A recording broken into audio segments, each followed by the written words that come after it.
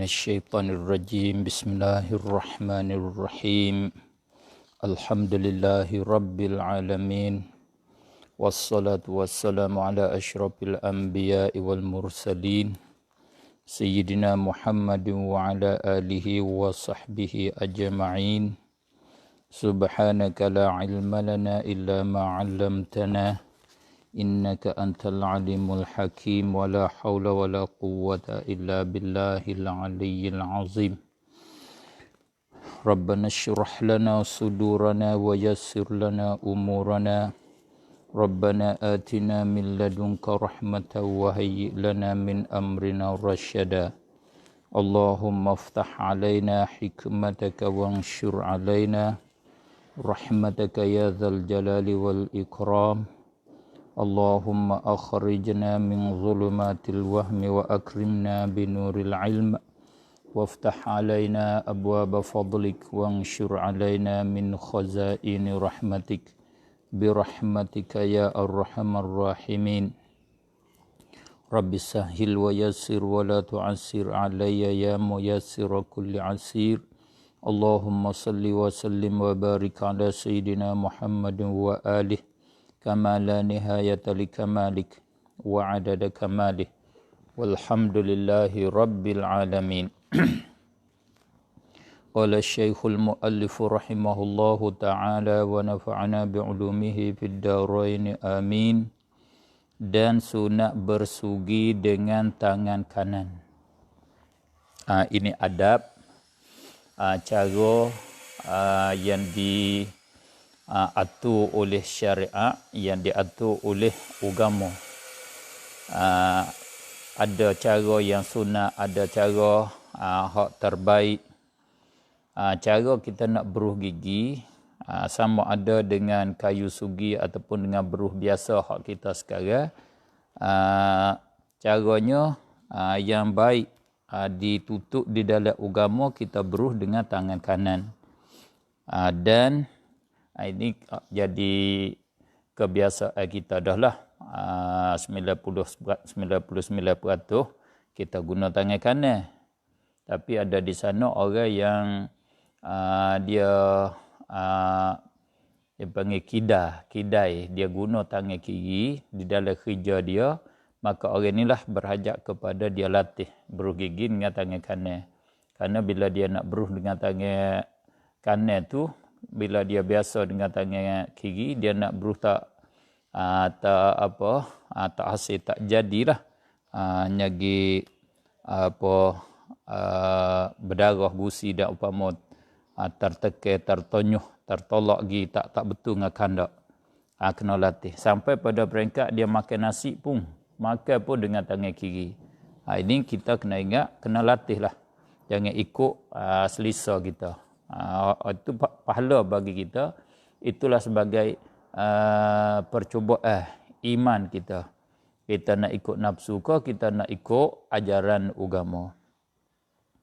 Dan mulakan dengan pihak kanan mulutnya.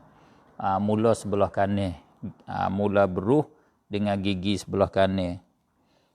Sudah tu baru pergi kepada sebelah kiri.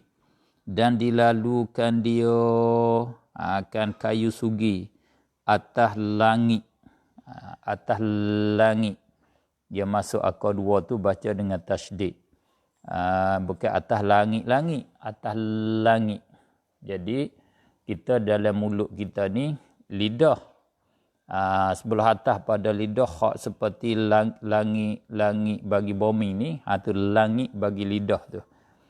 Tu kita beruh gigi sunat kita pelalukan beruh tu kayu sugi di langit. Yakni gosok juga langit dengan perlahan-lahan, dengan slow-slow, dengan koho-koho. Tak ada seperti kita beruh gigi tak lah. Mana kita pelalu gosok dengan beraluh, dengan perlahan. Derah gusi itu langit dia perkara lembut nipis. Kalau kita derah menyebab bagi sakit dan berdarah, luka lah. Dan atas gusi-gusi Lalukan gosok juga gusi-gusi dan gigi dan lidah. Semua disuruh kita beruh. Betul dengan cara kesihatan di hari ini. Bukan beruh gigi saja. Gusi pun kena gosok dengan perlahan. Lidah pun kena gosok juga. Lalu dia juga kerana kesel-kesel makanan tu yang menyebab bagi kotor dan menyebab bagi kuman, lekat kuman yang bahaya lekat tu ada belakang, ada di gusi, ada di lidah. Maka fadilah kelebihan bersugi amat banyak, sangat-sangat banyak sabit di dalam hadis. Setengah daripadanya, sebahagian daripadanya 2 rakaat sembahyang dengan bersugi terlebih baik daripada 70 rakaat dengan tiada bersugi. Itu kelebihan pahala. Semaya biasa dengan tak beruh gigi, dengan semaya orang yang beruh gigi, lebih semaya beruh gigi. 1 rakaat dengan beruh gigi seperti 70 rakaat, bahkan lebih lagi. 2 rakaat dengan bersugi lebih daripada 70 rakaat dengan tiada bersugi. Maknanya 1 rakaat sama dengan 35 rakaat. Lebih daripada 35 rakaat. Dan setengah daripadanya bersugi itu meredakan bagi Tuhan. Satu amalan yang menarik keredaan Allah. Itu makna meredakan bagi Tuhan. Kita orang beragama, beriman dengan Allah, satu daripada tuntutan kita yang besar, kehendak kita yang besar, hak kita nak yang besarnya, iaitu keredaan Allah. Allah tak murka kepada kita, Allah reda kepada kita. Bila kita tidak deraka, tak berdosa kepada dia, dia redalah. Kita makna kalau kita panggil, bahasa kita panggil berjuruh. Bila berjuruh, dapat keredaan. Maka setengah daripada amalan yang menarik keredaan Allah Subhanahu wa taala yang menyebab bagi Allah reda, iaitu beruh gigi. Allah suka, dengan kata lainnya Allah suka, Allah kasih kepada orang bersugi. Dan menyucikan mulut.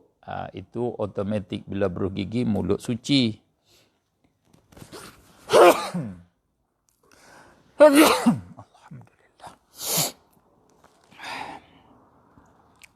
Dan membaikkan baunya, bau mulut. Dia baiki bau mulut yang bau keji, bau busuk, dia jadi bau sedap. Dan hilang bau. Ini setengah daripada perkara yang penting. Sebagai pengalaman, patut kita sendiri menilaikan, menghisapkan diri kita. Iaitu kita kena cuba-cuba kita sendiri ada bau ke tak bau mulut. Kadang-kadang kita berhipung dengan orang lain tu menyakiti dengan bau busuk mulut kita. Kita tak sedar sebab kita tak nilai, kita tak hisap, kita tak cuba dulu. Kerana bau kita sendiri, kadang kita sendiri ni buat tak herau. Kita sendiri bau tak kuat, kita rasa biasa. Sedangkan nisbah dengan orang di sisi kita, orang yang lain tu dia rasa kuat. Bahkan hakikat kuat. Kerana kita duk biasa dah, kita duk menyawa, kita duk keluar tu, kita duk bau mari sudah panjang masa 2 jam, 3 jam, kita rasa biasa dah.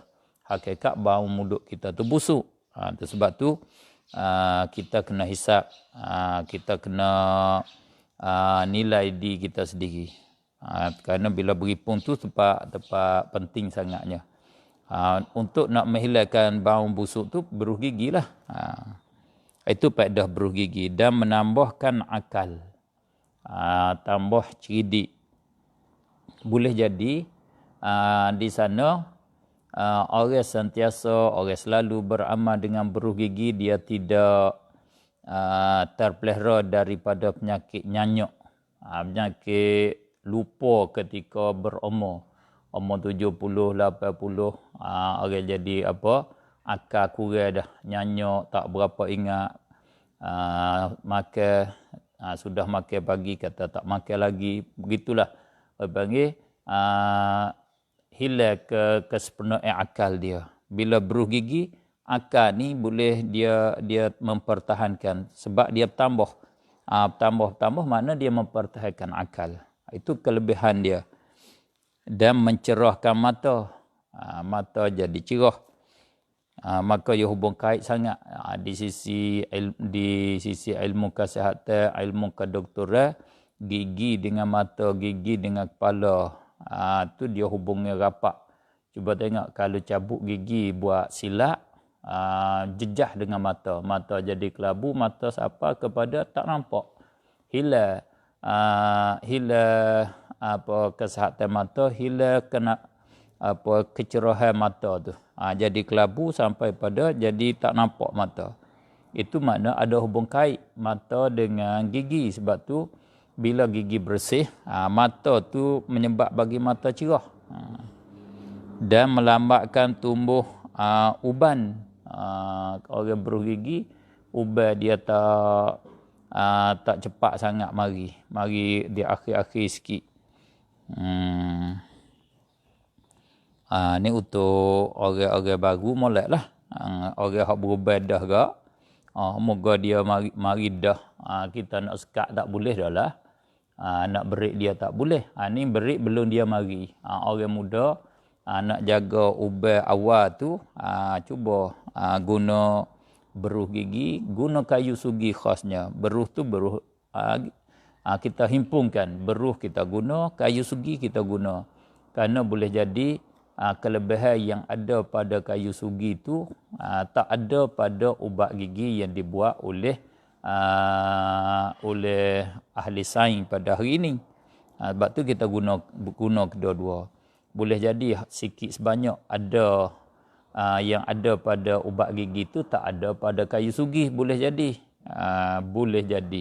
Boleh tu kalau benda tu baik kedua-dua, kita guna kedua-dua. Dan membetulkan belakang. Maknanya orang beruh gigi ni tak jadi bongkok. Dia berumur pun tak bongkok. Alhamdulillah. Ini barangkali sudah ditajribah, sudah dicuba. Dan menggandakan pahala. Hak tadi dah lah. Dan mengingatkan kalimah syahadah tak kala hendak mati. Ketika nak mati dia boleh mengucap, boleh bertutur dengan la ilaha illallah. Itu setengah pada perkara yang besar penting. Kerana salah satu daripada kelebihan yang ditututi oleh kita orang Islam, iaitu kita mati dengan husnul khatimah, mati dengan kata la ilaha illallah. Man kana akhiru kalamihi la ilaha illallah dakhalal jannah. Ma'ruf, hadis tu masyhur di kalangan kita. Walaupun tak panggil hadis masyhur di sisi ilmu hadis. Kita masyhur hadis yang bermaksud siapa-siapa yang adalah hujung cakapan dia, akhir perkataan dia di atas dunia ni la ilaha illallah. Siapa akhir perkataan dia la ilaha illallah dakhalal jannah. Tentu orang tu boleh masuk syurga. Maka ulama kita tanggung masuk syurga dengan tidak mendului azab. Kerana orang tak mati dengan la ilaha illallah pun kalau mati di dalam iman masuk syurga juga. Orang mati di akhir kalam dia la ilaha illallah masuk syurga. Maka apa kelebihan orang akhir kalam la ilaha illallah? Kelebihan dia masuk syurga dengan tidak mendului azab, masuk syurga terus. Maknanya dosa-dosa dia diampun. Itu makna boleh masuk syurga terus, tak diazab. Dosa dia ada sedikit sebanyak, lebih kurang diampun oleh Allah Subhanahu wa taala. Allahumma ja'al akhir kalamina la ilaha illallah. Ya Allah, jadikanlah akhir kalam kami semua perkataan la ilaha illallah. Allahumma khtim lana bihusnil khatimah. Ya Allah, sudahikanlah kami dengan kesudahan yang terbaik. dengan boleh kata dua kalimah syahadah, boleh mengucap dengan dua kalimah syahadah. Di antara ciri-ciri orang yang nak akhir kalimah syahadah, orang itu selalu dia bersugi. Maka barang siapa tiada kuasa bersugi pada segala waktu yang tersebut dahulu itu, tak kuasa, tak ada masalah kemampuan, mana tak sempat lah. Seperti kita hari ni sibuk banyak, nak bergigi di dalam keadaan bau mulut tak sempat, nak ambil wuduk pun tak sempat, nak baca hadis, nak semaya tak sempat, nak masuk dalam rumah tak sempat, nak beruh banyak tempat ditutup kita beruh.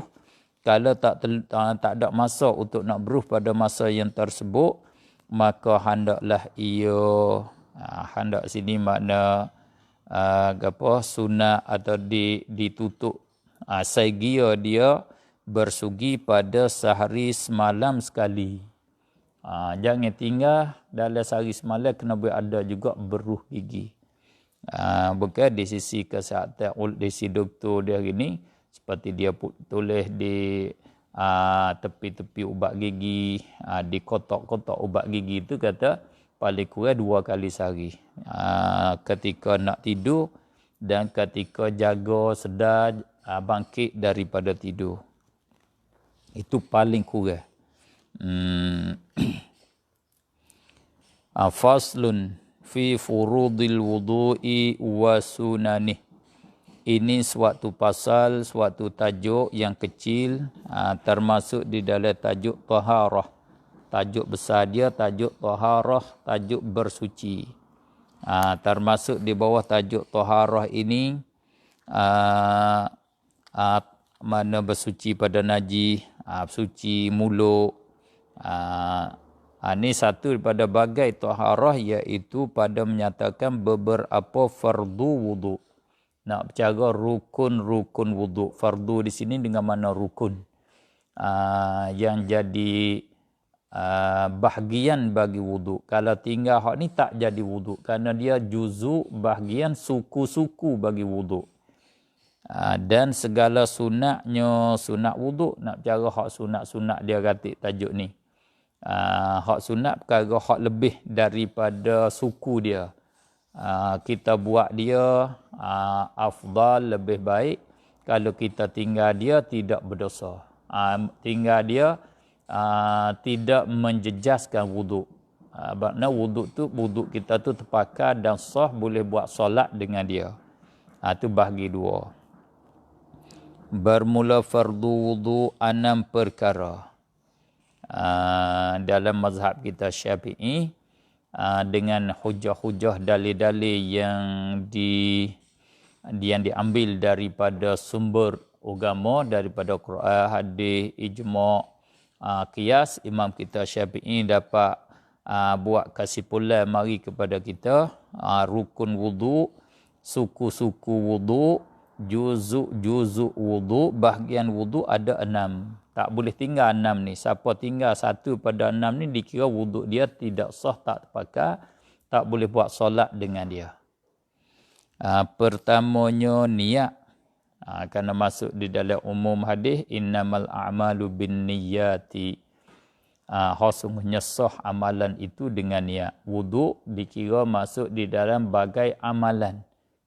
Masuk dalam bagai kerja, bukan bagai tarki, bagai turuk, bagai tinggal. Kalau jenis tinggal, dia tak kena niat. Seperti kita tinggal minum arak, tak kena niat, sah tinggal kita tu. Tak berdosa dah. Tak niat sekalipun kita tinggal berzina, tinggal judi, tinggal bergelomok, bergaul dengan najis, tinggal kerja perkara haram tu tak kena niat, tak hajat pada niat. Kerana dia tak panggil amal, dia panggil tarkun turuk, tinggal, segala tinggal. Bila ibadat tu, yang jenis amal, jenis buat, semaya kena buat, wudu kena buat, ambil air, basuh muka, basuh tangan, tu nama dia amal kerja. Ini mesti kena niat. Baru sah pada syarak. Kalau tak niat, tak sah pada syarak. Sebab tu dibila niat satu daripada rukun wuduk. Tidak ada nas di dalam Al-Quran, di dalam hadis kata wajib niat pada wuduk. Tak ada nas. Hanya diambil daripada umum hadis innamal a'malu bin niyyati. Itu tempat ambil bagi imam-imam yang mengatakan wuduk berhajat kepada niat. Niat satu rukun daripada rukun wuduk. Niat bila? Masa dia tak kala awal membasuh satu suku daripada mukanya. Masa niat tu pada pertama-tama kita basuh juzuk muka.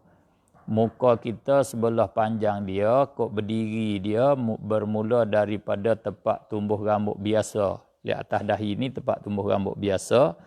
Kalau seorang tu tumbuh rambut luar biasa di tengah kepala dia, baru ada rambut, kira tempat tumbuh rambut biasa juga muka dia.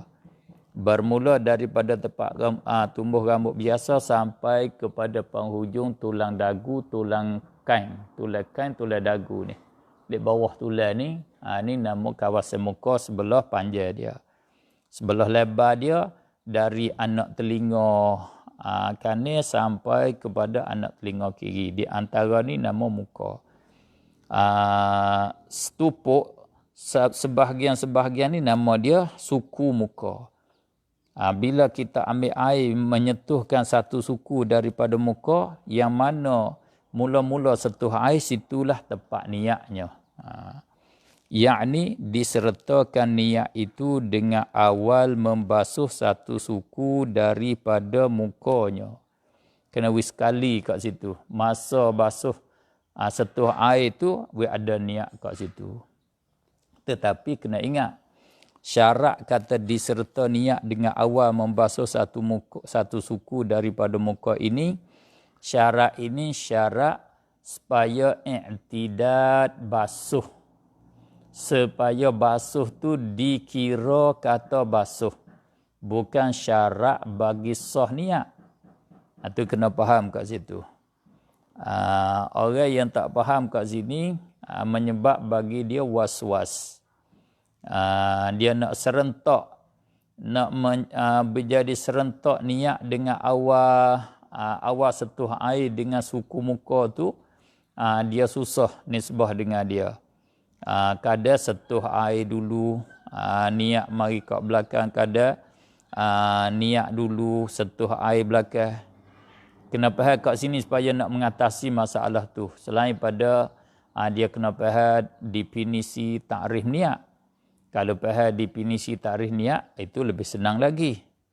Faham kat sini iaitu, kalau tidak serentak dengan bahawa air kena dulu di dahi, niat belakang. Niat ketika kita duk basuh hidung dah, basuh pipi dah, masa basuh muka tu tak ada niat lagi. Jadi mari belakang. Sahkah atau tidak sah niat dia?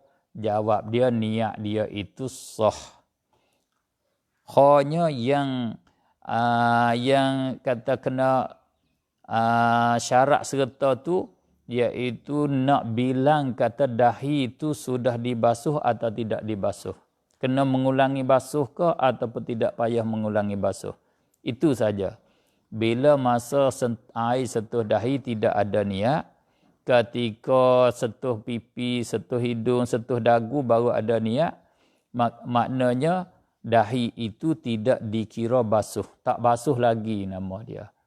Mesti kena nak supaya sah wuduk dia, kena basuh semula. Adapun niat sah semata-mata. Asalkan semasa basuh muka tu ada niat. Sama ada pada awal basuh ataupun di tengah basuh, sah semata-mata niat dia. Cuma basuh yang belum ada niat tidak dikira basuh. Itu faham kat situ.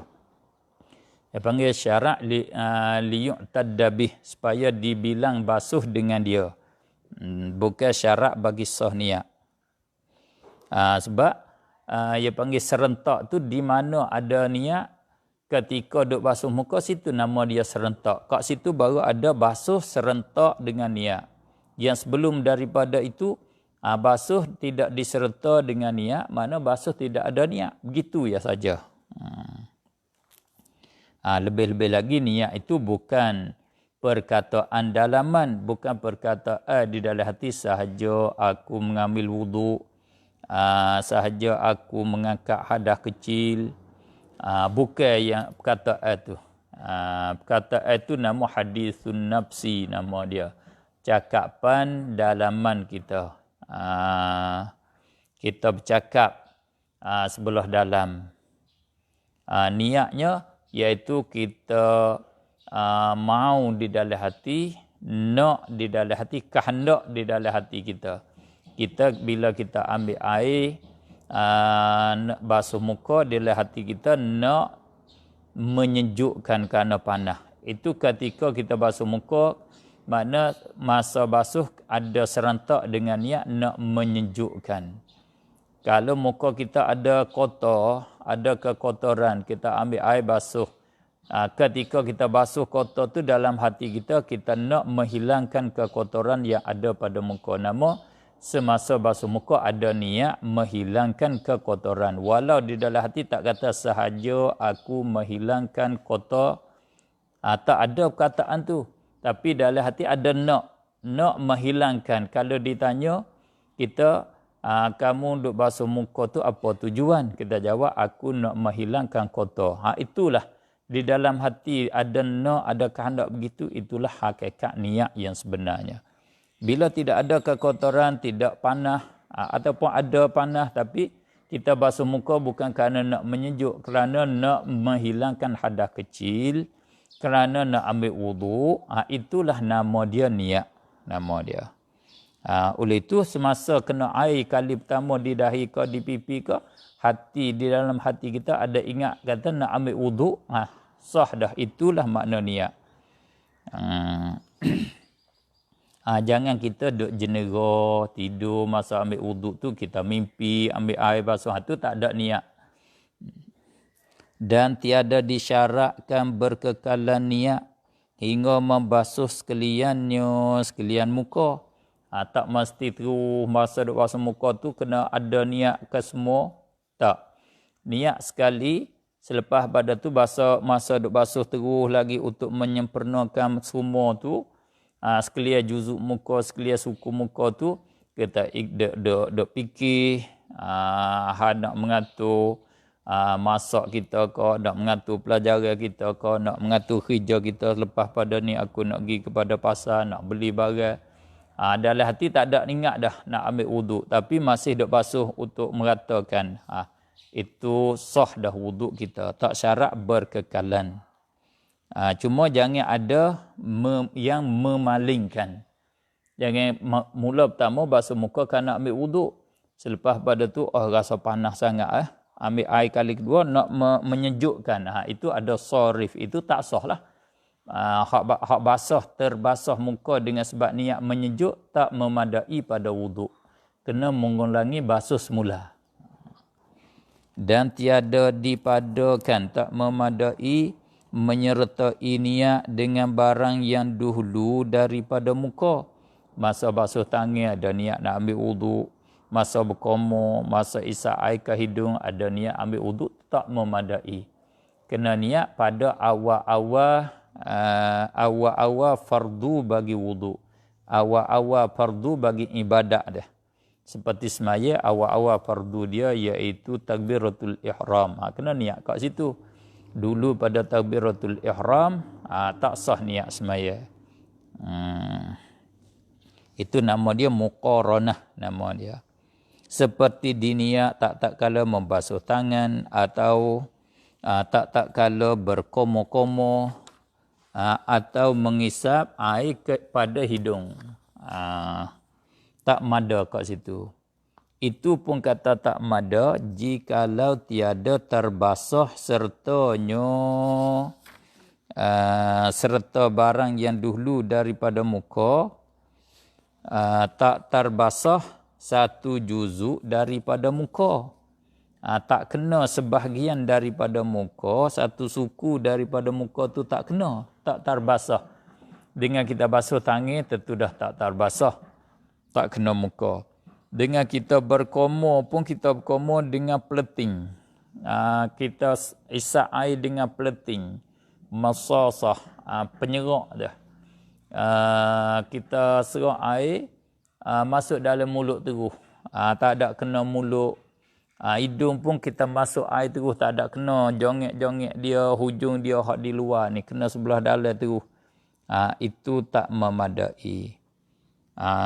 Mana satu juzuk misal hak manfi. Misal satu juzuk pada muka seperti dua bibir mulutnya. Dua bibir mulut hak luar. Hak biru, hak hitam tu. Bibir mulut hak dalam, hak basah, hak merah tu. Tu hak dalam. Hak luar tu juzuk muka. Hak dalam tu tak panggil juzuk muka. Mukabilnya dan jika terbasah serta barang yang dulu pada muka, kalau yang pergi berkomor ada terbasah. Ni hak ghalibnya. Paikah dia kira halus. Ia tak kira ghalib. Kira wakil dia. Kira hak benda berlaku. Makna hak ghalib kalau kita berkomor, tentulah dia terbasuh, terkena air sebahagian daripada muka. Bila berkomor, mulut kita ni bukan sebelah dalam saja. Tempat tumbuh misalnya terkena kadang di bawah mulut, bibir mulut, dagu kita pun kena bila kita berkomor. Bila lebih lagi isap air ke hidung. Hidung kita sebelah luar kena, bibir mulut sebelah atas, misal kita kena bila kita mengisap air ke hidung. Bila terbasah, memadai. Memadai niat dengan tiada tafsil. Tak ada tafsil dah.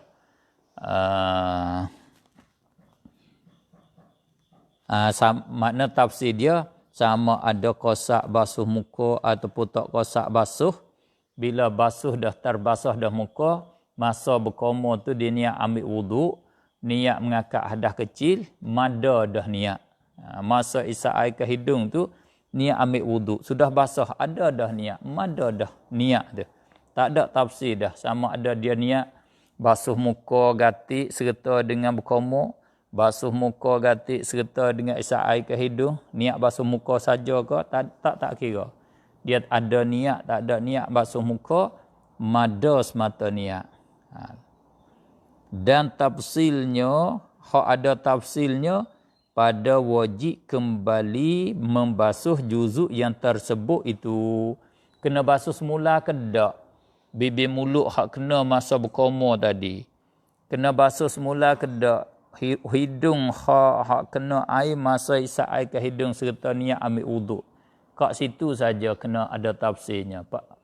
Ada pun masalah niat sudah memadai dah. Senang saja di dalam bab niat. Bukan berat, bukan susah. Yang jadi berat kita tak faham. Kita tak belajar. Dan kita belajar dah kita tak faham. Itu yang jadi susah. Agama senang, ad-dinu yusrun. Agama adalah mudah saja. Hak tafsirnya kena basuh semula kah atau tak kena basuh semula juzuk yang terbasuh itu. Tafsirnya macam mana? Maka jika kosak ia seorang mutawaddi, membasuh akan dia akan barang yang dulu daripada muka tu, iaitu membasuh akan mulut ketika berkomor, basuh hidung tu, kosak membasuh akan dia daripada membasuh muka. Dia kosak basuh muka juga. Masa dia berkomor, dia kosak basuh muka. Masa dia isap air ke hidung, dia kosak basuh muka.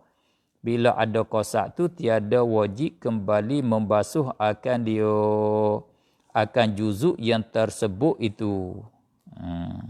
Itu domain saat ni klik kat situ juga.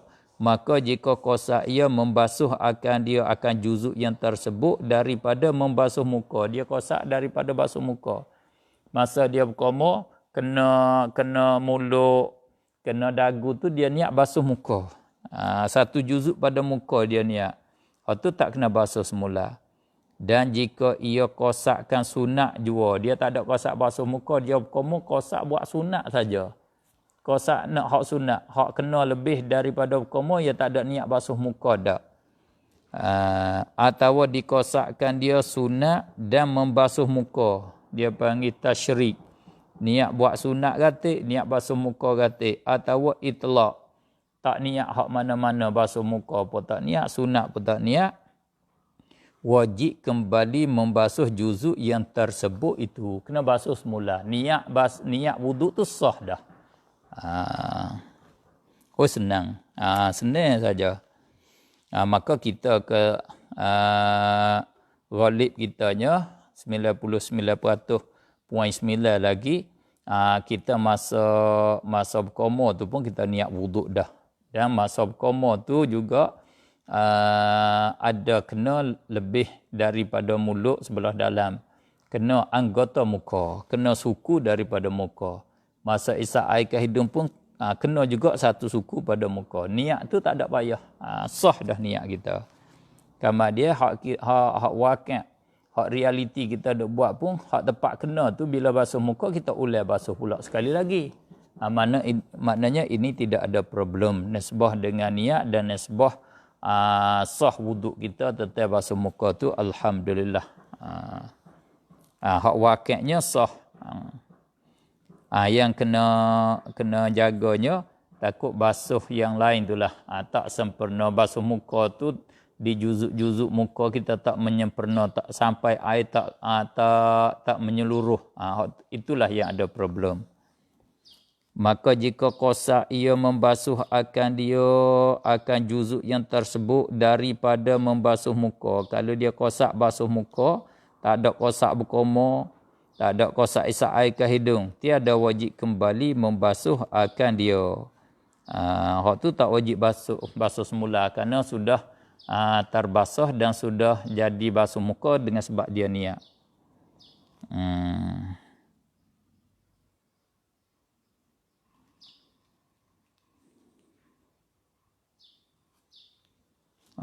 Kat sini nampaknya kita ni ada jatuh tu. Nawaitul wuduk, dia mari nawaitul wuduk selalu. Dan kita ni kita lebih dah. Hak tulah dah. Maka jika kosak ia membasuh akan dia daripada membasuh muka, tiada wajib kembali membasuh akan dia. Hak tadi dah hak atas. Ni kita lebih. Lebih cita, lebih tobak. Likung, garis tanda kata keluar daripada hipunnya kitab tu. Maknanya tobak ni lebih. Yang betulnya setakat kata wajib kembali membasuh juzuk yang tersebut. Kaifiat niatnya ada jatuh tu. Nanti saya tengok niskah yang didhabit. Ni niskah yang ada pada saya hari ni. Saya ambil yang tak ada dhabit ni. Yang saya belajar tu ada kat bawah. Tak sempat nak cari, duk bertindai banyak. Nanti saya cari semula. Kaifiat niat, bentuk niatnya macam mana? Cara niat, satu, nawaitul wudu'a. Sahaja ataupun aku niat mengambil wuduk. Aku mengambil wuduk. Niat begitu. Atau nawaitu fardal wuduk. Sahaja aku mengambil fardu wuduk. Atau nawaitu taharah anil hadas. Sahaja aku bersuci daripada hadas. Tu niat tu boleh berbagai-bagai bentuk. Niat ambil wuduk boleh, niat tunai fardu wuduk boleh, niat suci daripada hadas boleh. 3 cara. Dan keduanya membasuh sekalian muka. Itu rukun yang kedua. Basuh keseluruhan muka. Tadi niat. Masa niat ketika membasuh muka. Basuh muka itu asing pula dibilang satu rukun. Basuh muka ni bukan basuh sebahagian daripada muka, sekalian muka, keseluruhan muka, ke semua muka. Yang mana dipanggil muka wajib menyampaikan air ke semuanya. Yang mana dipanggil muka dan hak panjangnya panjang muka, sempadan dia sebelah panjang. Kok panjang dia? Kawasan muka, sempadan muka hak sebelah panjang, barang yang antara tempat tumbuh rambut kepala seorang. Ayat ni dhabitnya tempat tumbuh rambut yang biasa.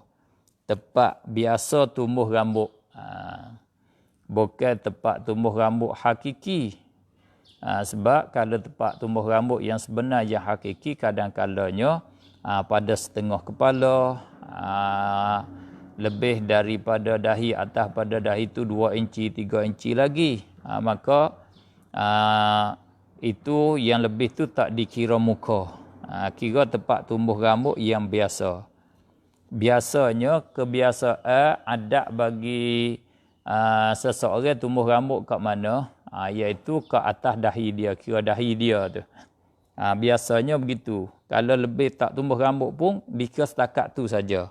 Itu sebelah atas dia. Dan kesudahan dagunya. Turun mari akhir bagi penghujung bagi dagu. Tu kata tulai dagu, tulai kain ni. Tulai kain ni pengukuran dagu. Tulai ni maksudlah dagu, hujung tulai tu baru habis kawasan muka. Itu sebelah panjang dia, sebelah berdiri. Dan lebarnya lebar muka daripada anak telinga kepada anak telinga. Watad dia panggil. Anak telinga hak kecil ni, telinga hak tebal, cuping dia hak tebal. Dia panggil telinga. Ini dia panggil watad bahasa Arab. Anak telinga, penyacir telinga hak kecil ni. Mula daripada penyacir anak telinga hak kecil ni, sampai kepada sebelah yang sebelah lagi. Di antara tu semua tu nama dia bahagian muka. Dan jika ada bulu di dalam hak muka, sama ada jarang, iaitu yang boleh nampak kulit di majlis bercakap. Kita duduk sembit setengah, kita bercakap sama-sama kita ni, jarak kita duduk 1 meter, 1 meter setengah. Bila di majlis takhatub, majlis kita duduk bercakap ni, boleh nampak kulit di antara bulu-bulu. Nampak kulit muka dia, itu nama bulu jarah atau lebat. Hak lebat tu tak nampak kulit, nampak bulu saja. Jika ada bulu di dalam hak muka, tak kira jarah, tak kira lebat, wajib menyampaikan air kepadanya, kepada bulu. Bulu tu kena air semua, serta dengan kulit yang di bawahnya. Kulit pun kena. Mana bulu tu, celah-celah bulu tu pun kena. Kulit tu pun kena bersapak air. Dan ada pun janggut lelaki, janggut orang jantan dan 2 tali tudungnya. Ni jebain nama dia, bahasa petani panggil jebain. Iaitu bulu yang tumbuh betul anak telinga turun mari kepada pipi. Dia panggil tali tudung. Yang lebat, kedua-dua tu yang lebat, dhabit lebat, sekira-kira tiada kelihatan kulit yang di bawahnya. Tak nampak kulit, yakni pada majlis takhatub, majlis bersembang, majlis kita bercakap. Kita bercakap ni, kita duduk jarak antara kita dengan orang yang kita bercakap tu jauh mana? Biasanya 1 meter, 1 meter setengah lah. Tu goliknya. Kita duduk jarak ke tu tak nampak kulit yang di bawah, nama lebat. Bila janggut tali tudung yang lebat, memadalah membasuh zahirnya. Basuh sebelah luar saja. Celah-celah janggut, celah-celah tali tudung tak wajib sapak air. Lebih lagi pula kulit yang di bawahnya tak wajib siapa air. Bersalahan yang jarang sekira-kira kelihatan kulit, ternampak kulit yang di bawahnya, di bawah janggut atau tali tudung. Maka wajib menyampaikan air kepada batin janggut dan dua tali tudung, dan kulitnya, kulit pun kena bersapa, celah-celah pun kena bersapa. Tu nisbah janggut lelaki dan tali tudung lelaki. Dan bersalahan janggut perempuan dan khunsa dan tali tudung keduanya. Kalau ada orang perempuan tumbuh janggut, orang khunsa tu tumbuh janggut, maka wajib menyampaikan air kepada bagi kulit keduanya. Dan jika lebat sekalipun, kalau orang perempuan tumbuh janggut, wajib siapa air. Sebab kerana nadi ia, kerana jarang. Hukum wanadiru kal ma'dum. Perkara nadi seperti perkara tak ada. Hukum seperti tak ada janggut. Jagalah. Kalau orang betina tumbuh janggut, dia kena bersapa. Walau lebat sekalipun, kena basuh berata. Serta sunat dihilangkan dia kan janggut tu. Serta sunat buai pula janggut perempuan. Kalau janggut lelaki, makruh.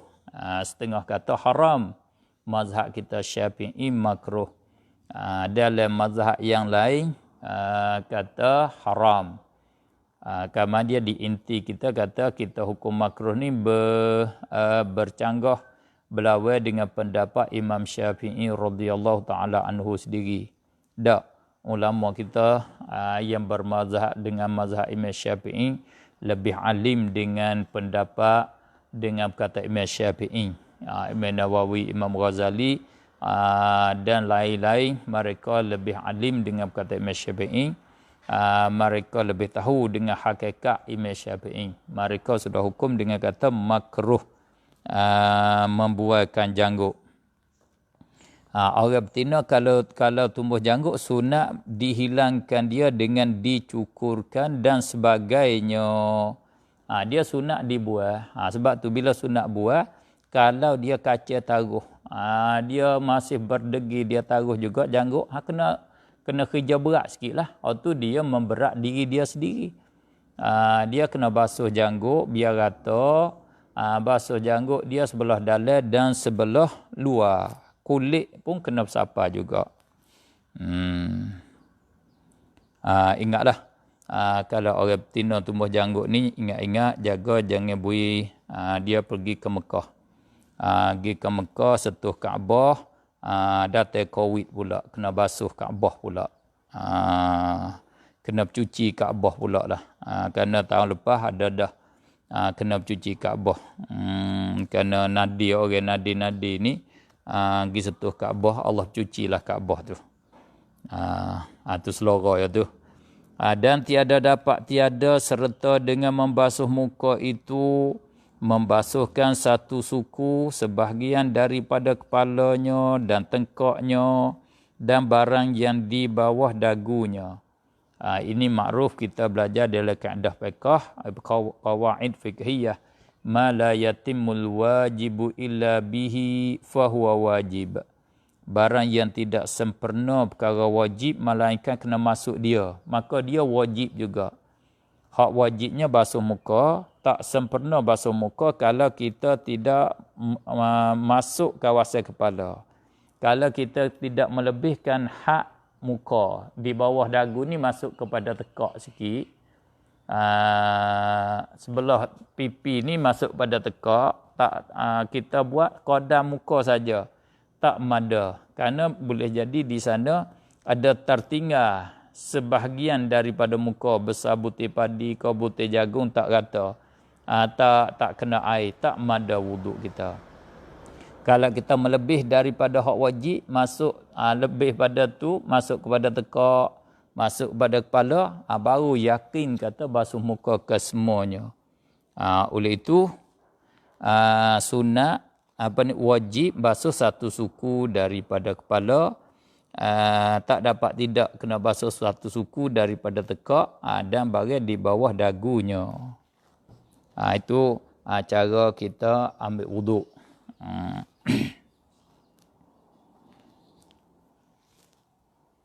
Mudah-mudahan kita harap bahawa Allah Subhanahu wa taala taufikkan kita dapat kita beramal dengan betul kandak-kandak syarak. Alhamdulillah kita tengok di hari ini masalah ni tu sudah dapat kita mengatasi.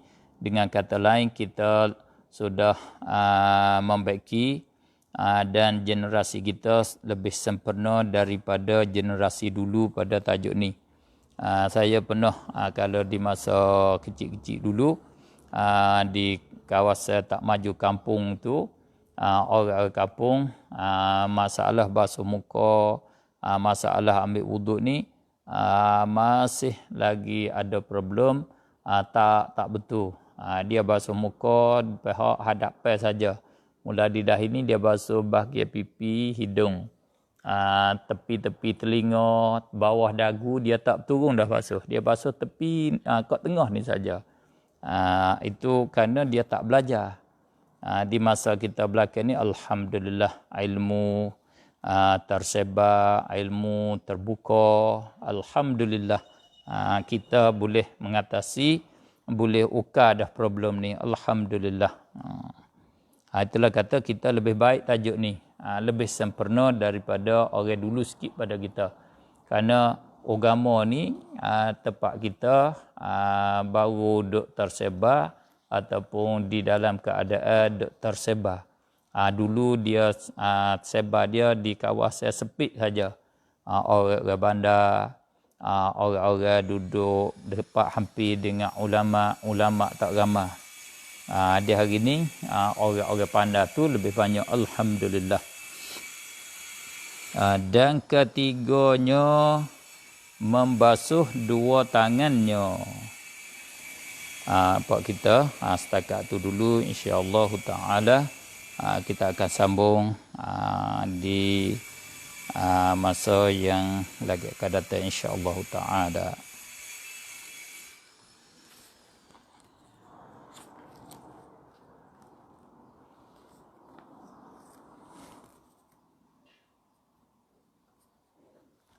Kita rehat boleh 5 minit tak?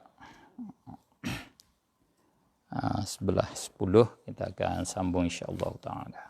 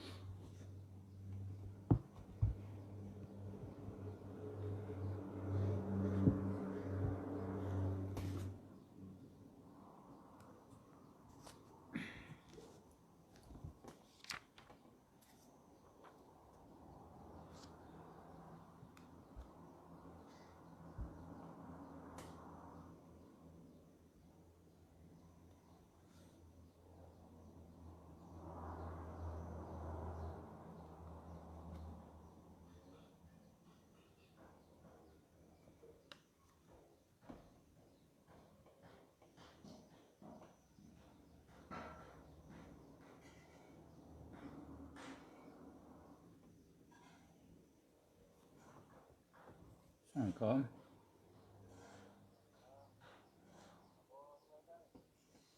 kau bertanda ada ngajar tak? Ya. Tahu. Apa tadi konkret apa?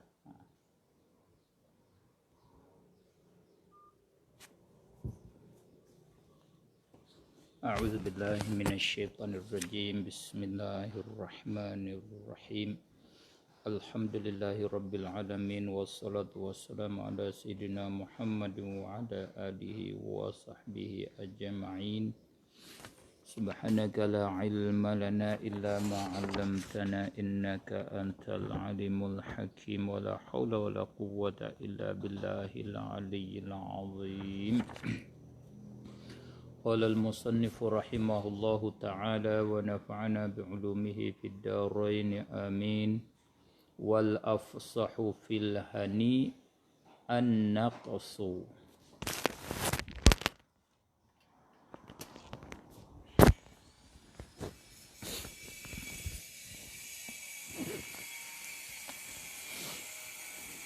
Dan bermula yang lebih fasih.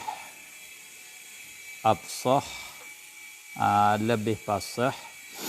Fil hani pada lafaz al-hani ialah an-naqsu, ialah naqis, mengkurangkan. Tak asal makna lughawi di dalam bahasa. Jadi lafaz al-hanu tak sama dengan lafaz abun, akhun, hamun di dalam kalangan isi anam. Abuka, hamuka, wahya abuka wa akhuka wa hamuki wa fuka wa dzumalin.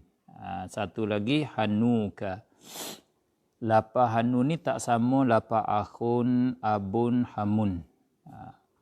Bagaimana tak sama? Iaitu lafaz abun, akhun, hamun dia ada dua keadaan.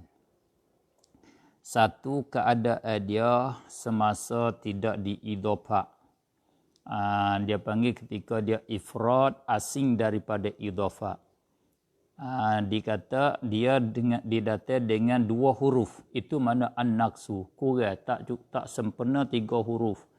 Kata hadza abun, ra'aitu aban, marartu bi abin. Abun dua huruf, hamzah dengan ba, abun, aban, abin. Ketika ifrad daripada idhafah, ketika tidak idhafah. Ketika dia idhafah, dia sempurna, cukup tiga huruf dia. Hadza abuka. Abu asal abawun. Bila kata abuka tu makna cukup tiga huruf lah. Sekalipun wa sekarang wa alamat rafa' sekalipun. Jika kata dia cukup tiga huruf.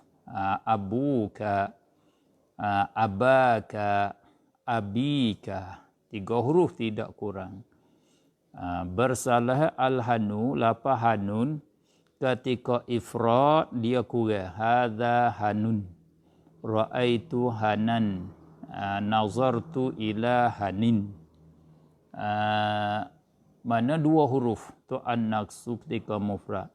Begitu juga ketika idhafah. Ketika idhafah, hadza hanuka, ra'aitu hanaka, nazartu ila hanika. Kata begitu lebih fasih. Dengan makna, apa makna lebih fasih? Al-afsah isim tafdil. Makna lebih fasih iaitu banyak jatuh di dalam cakapan fusha.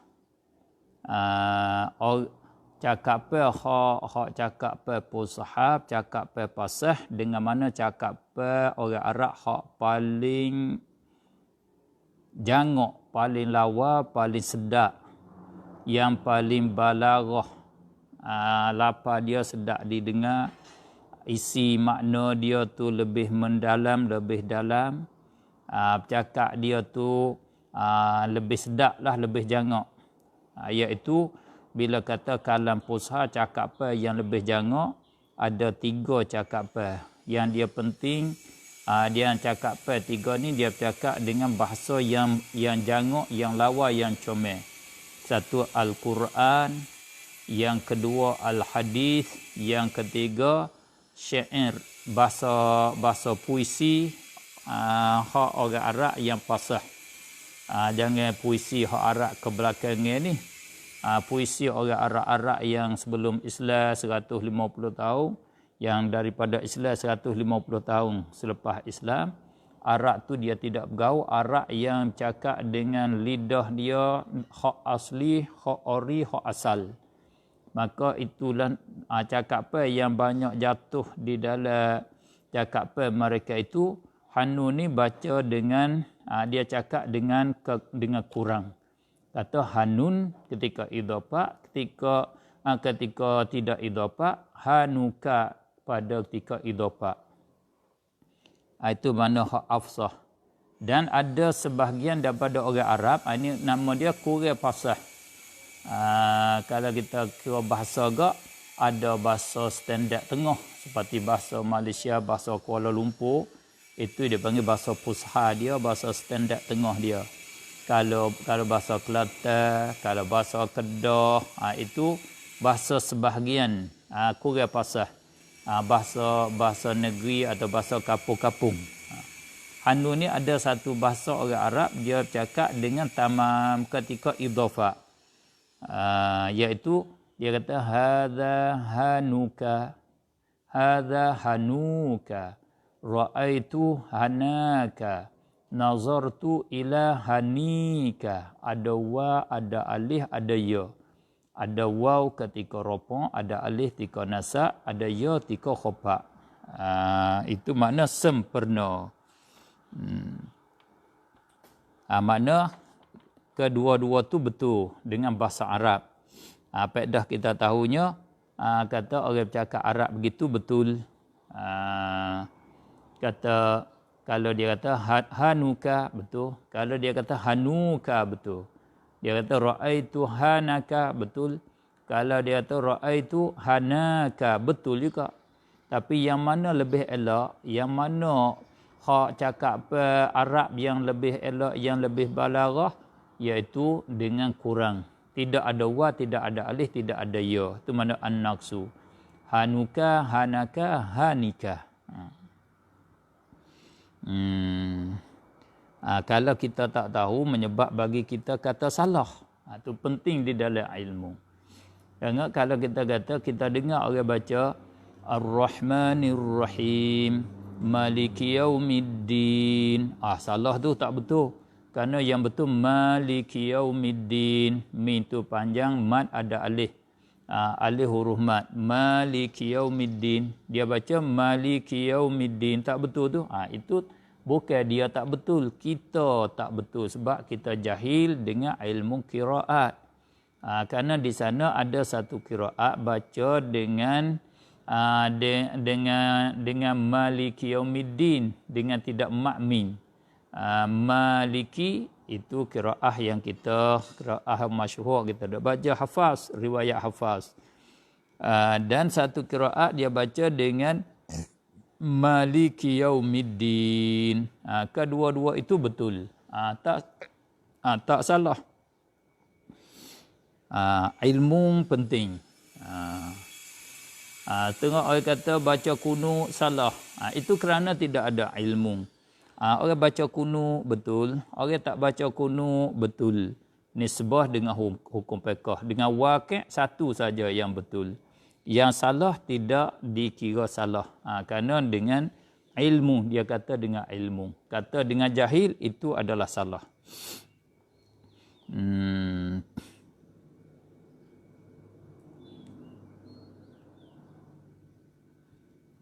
Itu hubung kait banyak lagi. Di dalam bab zikir-zikir kan. Kadang orang berzikir, orang yang tak ada ilmu, dengan zikir yang tertentu, dia kira kata bid'ah, salah. Dia kata hu. Itu salah. Zikir apa hu, tidak ada zikir, tidak ada nama Allahu. Itu berpunca daripada dia tidak faham, tidak tahu. Hu tu asal kalimah apa dia, daripada mana asal dia. Adakah hubung kait dengan zikir Allah, sebut Allah? Dia tak tahu. Bila dia tak tahu, dia kata tak ada.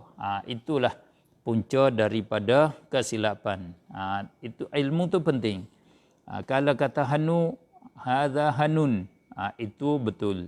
Hadza hanuka, betul. Hadza hanuka, itu betul. Kesemua betul. Kerana kesemua ada di dalam bahasa Arab, ada orang Arab cakap. Bila ada kita nak kata salah, tak boleh. Macam kata, kita biasa kata ai. Ai. Kita pergi kepada Kedah, orang Kedah kata ayak. Kata orang Kedah ni cakap tak betul. Apa ai, dia kata ayak. Bukan, betul. Kalau kita pergi pada satu tempat lagi, dia tak kata ai, dia tak kata ayak, dia kata ai. Ai ni sejuk. Tak kata ai, tak kata ayak. Salah orang ni bercakap. Bukan. Satu bahasa dia. Kawasan dia, tempatan dia, dia bercakap dengan kata ai. Begitulah banding lebih kurang. Ibn Hisham kata lagi rahimahullahu ta'ala ar-rabi' bab yang keempat daripada bagai-bagai ganti daripada hak rafah dengan dhammah. Asal kelimah rafah dengan dhammah, nasab dengan fathah, khafa dengan sukun kelimah i'rab. Keluar daripada asal. Yang keempatnya al-muthanna, isim yang ditasniahkan dia, isim hak pengertian dia, makna dia menunjuk di atas dua dengan tambah, dengan ada huruf tambah. Bukan diri dia sendiri menunjuk di atas dua. Dengan sebab ada tambah di atas dia tu boleh faham kata dua. Itu nama isim tasniah. Maka dia keluar daripada rafa' dengan dhammah, nasab dengan fathah, khafa dengan kasrah. Misal tasniahnya kazaidani, seperti lafaz az-zaidan wal hindan, dan lafaz hindan. Zaidan dan hindan ni tasniah ni fa innahu, maka sesungguhnya al-muthanna. Ini mangka for tafsir nama dia. Tasniah ni dia keluar daripada asal macam mana? Dia keluarnya satu, dia fa innahu yurfa'u bil alif. Maka sesungguhnya al-muthanna tu dirofakkan dia dengan alif. Dia rofak dengan alif. Az-zaidani az-zaidani, ja'atil hindani, wa yujarru, dan dija akan dia, wa yunsabu, dan dinasab akan dia bil ya'i, dengan ya. Ya al-maftuhima, yang dipatah akan barang, akan haraf yang qablaha, yang sebelum ya. Ma jadi naib fa'il bagi isim maf'ul. Al-maftuh, al-maftuh sifat bagi al-ya, nama sifat sababi. Yang dipatah akan barang, bukan yang dipatah akan dia, akan ya. Begitu sifat hakiki. Bila tak al-maftuhi ma, sifat tu meropokkan isim zahir. Ma tu isim zahir, jadi naib fa'il bagi al-maftuh. Nama sifat sababi. Ya yang dipatah akan barang, masduk ma di sini iaitu haraf yang qablaha, yang sebelum ya. Al-maksurima, yang dikasrah akan haraf yang ba'daha, ba'dal ya, iaitu zaidaini. Da belum pada ya patah, nun selepas daripada ya kasrah. Zaidaini, hindaini. Nasab begitu. Maknanya begini, ja'az zaidani, ra'aitu zaidaini, marartu biz zaidaini. Ingat tiga misal tu. Itu tasniah. Hak asalnya ja'a zaidun, ra'aitu zaidan, marartu bi zaidin. Rafa' dhammah, nasab fathah, khafa kasrah. Isim tasniah tak ikut selaju tu, tak mengikut kaedah tu. Dia keluar daripada kaedah tu. Dia rafa' dengan alif, zaidani, nasab dengan khafa dengan ya, zaidaini. Makna apa zaidaini? Dua orang Zaid, dua orang yang bernama dengan nama Zaid. Hindani, dua orang yang nama Hindun. Itu makna dua. Itu makna isim tasniah nama dia. Kitabani, dua kitab. Itu isim tasniah. Kalau tika rafa' kitaban. Tika nasab khafa, kitabaini. Misalnya ishtaraitu beli oleh aku kitabani, itu tak betul. Itu tika rafa'. Kalau tika nasab ishtaraitu kitabaini, aku beli 2 kitab. Kata gitu. Kalau kita nak isyarat hadzani 2 ni kitabani 2 kitab li Zaidin bagi Zaid. Kitab hak Zaid 2 ni, kata kitabani. Kalau kita kata qara'tu aku baca kitabaini 2 kitab yang kabiraini yang besar kedua-dua. Kata kitabaini kabiraini kerana dia jadi maf'ulun bih tika nasab.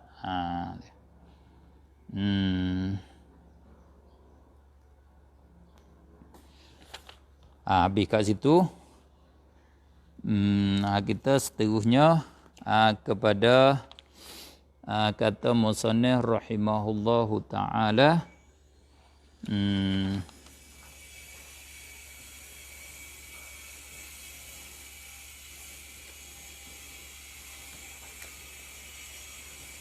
Wa ulhiqa bihi, dan dihubung dengan dia bil musanna. Dia bukan tasniah tapi dia dihubung. Diberi hukum sama dengan isim tasniah. Kerana dia makna dia wipadah tasniah, wipadah 2 juga. Tetapi dia tak cukup syarat nak masuk di dalam kategori kelas tasniah. Tak cukup. Dia bukan tasniah tapi i'rab dia seperti tasniah lah. Ulama menghubungi orang Arab hubung seperti isim tasniah. Orang Arab cakap seperti isim tasniah. Dihubung dengan dia isnani, lapa isnani, lapa 2. Isnani bukan isim tasniah kerana dia tak ada mufrad. Isim tasniah kena ada mufrad. Zaidani mufrad dia zaidun, 1 dia ada. Adapun isnani tak ada mufrad dia, bukan isnun. Kalau mufrad dia isnun makna 2, isnani makna 2 kali 2. 2 jadi 4, bukan makna 2. Dia lafaz dia mari begini dah. Isnani hak muzakkar, isi adat hak muzakkar, iaitu makna dia 2. I'rab seperti tasniah. Keropok dengan alif, nasab khofa, nasab dengan janya dengan ya. Isnani dengan isnaini. Wasnatani, isim tasniah juga, mulhaq tasniah juga hak muannah. Makna 2 juga. Wasintani. Sintani pun makna 2, 3. Isnatani, sintani, dihantar bagi isim adat hak muannah. Isnani isim adat hak muzakkar.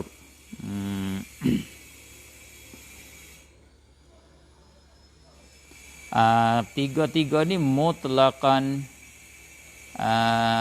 dihubung sebagai hubung itlaq, yakni makna mutlaqan sama ada, sawaun kanat, sama saja adalah ia as-salasah tu mudhafatan amla, sama saja dia diidhafah ataupun tidak diidhafah. Dia i'rab seperti tasniah semata-mata, tidak kait, tidak tafsil, ta'mim, diitlaqkan dia. Wakila wakilta, dan kila makna tiap-tiap daripada kedua. Kilta tiap-tiap daripada kedua juga. Tetapi kila dihantar bagi muzakkar, kilta dihantar bagi muannah. Kalau kata kila, hujung dia mudhafun ilaih, dia lelaki. Kilar rajulaini. Kalau kilta, kiltam ra'ataini, kiltal mar'ataini. Kena kata begitu. Tak boleh kilam ra'ataini. Tak boleh, tak betul. Kila hak muzakkar, makna tiap-tiap daripada kedua. Maka kila dan kilta, i'rab dia alif dengan ya. Kila dengan kilai. Kilta dengan kiltai. Kilahuma kilaihima. Kiltahuma kiltaihima. Tapi kila dan kilta ni tak seperti isnani, isnatani, sintani. Kila dan kilta, hala keada kila dan kilta, mudhafaini yang diidhafah akan kedua-duanya ila mudhamarin kepada isim dhamir. Dia hak jadi mudhaf bagi isim dhamir. mudhafun ilaih dia selepas dia tu isim dhamir mudah. Kilahuma imma yablughanna 'indakal kibaru ahaduhuma au kilahuma. Itu i'rab dia rafa' dengan alif. Kalau dia idhafah kepada isim zahir seperti kilar rajulaini, kila itu dia tidak i'rab seperti isim tasniyah. Dia i'rab seperti isim maksur, seperti al-fata. Dia lazim alif. Rafa' dengan dhammah muqaddar, nasab dengan fathah muqaddar, khafa' dengan kasrah muqaddar. Syarat kilanya kena idhafah. Idhafah pula idhafah kepada isim dhamir. Bersalah isnani isnatani itu mutlaqan. Idhafah ke tidak idhafah dia i'rab dia di i'rab seperti tasniyah semata-mata. Itu makna mutlaqan.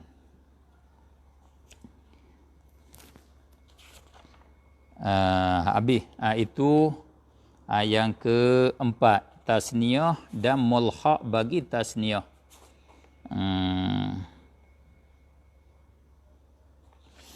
Al-khamis yang kelima, jam'ul muzakkaris salimu, jamu' muzakkar salim. Satu kelimah di dalam bahasa Arab dia bercakap supaya menunjuk di atas lebih daripada 2, 3, 4 ke atas. Nama dia kelimah tu jamu'.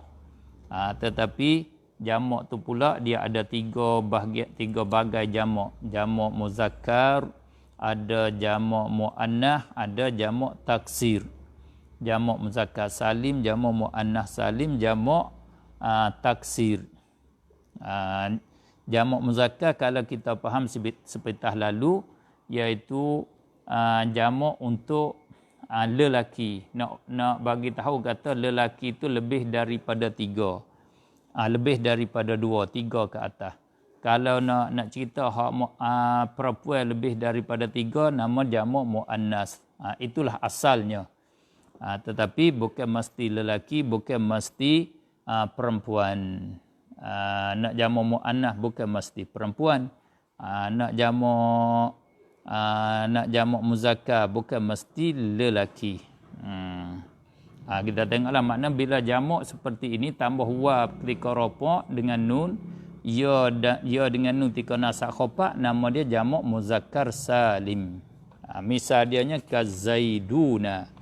Kalau kata zaidun seorang zaid, zaidani 2 orang zaid, zaiduna beberapa orang zaid. Ini nama jamu' muzakkar. Dia keluar daripada asal. Wal muslimun, segala orang Islam. Fa innahu, maka sesungguhnya jamu' muzakkar yurfa'u bil wawi, dirafa' dengan waw, wa yujarru dan dijarkan dia, wa yunsabu dan dinasab akan dia, bil ya'i dengan ya. Ya al maksuri ma qablaha, yang dikasrah akan harah sebelumnya, al maftuhi ma ba'daha, yang dipatah akan harah yang kemudian daripadanya. Itu kita ingat contoh dia, misal dia ja'az zaiduna ra'aitu zaidina. Di kasrah harah sebelumnya, patah nun selepas pada ya. Zaidina beza dengan tasniyah. Tasniyah zaidaini, dia zaidina. Ini banyak sekali kalau kita baca di dalam Al-Quran. Ulaika ala hudam min rabbihim wa ulaika humul muflihun. Muflihun jamu' muzakkar. Zaidun, muslimun, muflihun. Wallahu la yahdil qawmaz zalimin. Zalimin. Nasab dengan ya. Innal muslimina wal muslimat. Muslimina. Wal mu'minina wal mu'minat. Itu mu'minin jamu' muzakkar. Banyak sekali di dalam Al-Quran.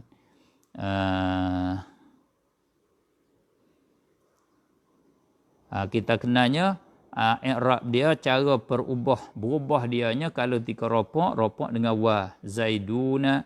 Tika nasab dengan ya, zaidina. Khafa' zaidina. Beza tika nasab dan khafa' dengan amil. Tengok tempat dia jatuh. Kalau dia duduk di tempat nasab, masuk di dalam isim nasab yang 15, dia nasab. Kalau dia duduk di tempat khafa' yang 3, jatuh lepas raja, jatuh jadi mudhafun ilaih, jatuh jadi tabi' bagi matbu' dia hak ja, dia ketika ja.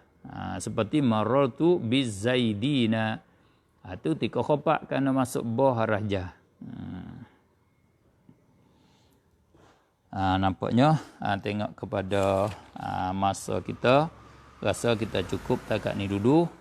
Wa ulhiqa bihi ulu wa alamun wa aradun wallahu ta'ala a'lam. Wassalamualaikum warahmatullahi wabarakatuh.